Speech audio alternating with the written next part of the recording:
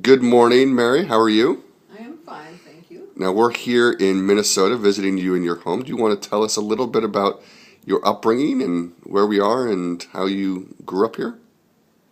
Well, right now we're in my home in St. Paul, but I grew up north of here, about an hour north in Cambridge, Minnesota, um, which is a small town on the Rum River.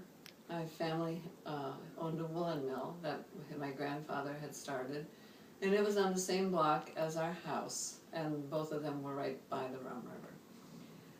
And I had a younger brother, Paul, who was my playmate, and with whom I spent lots and lots of time. And so we had a sandbox in the backyard from an old rowboat that was a favorite place to hang out. And in the summer we didn't have a swimming pool, but we had a big zinc tub, and we would splash around in that. And we had many adventures because we were right on the edge of the country.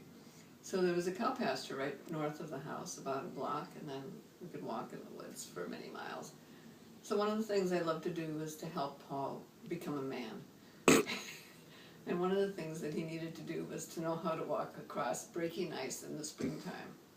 Oh boy, this sounds like it's going to be a good story. So one year we went down to the pond, and I showed him what it meant to do and explained why the girls were not up to this. Sent him out to walk across the breaking pond, which, of course, terrified him. But that was the point of manhood, right?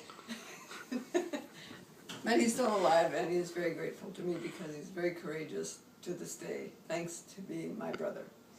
Anyway, I went to high school there, and I graduated as valedictorian. I played in the high school band. I joined every possible activity. Like, what are some of the other activities?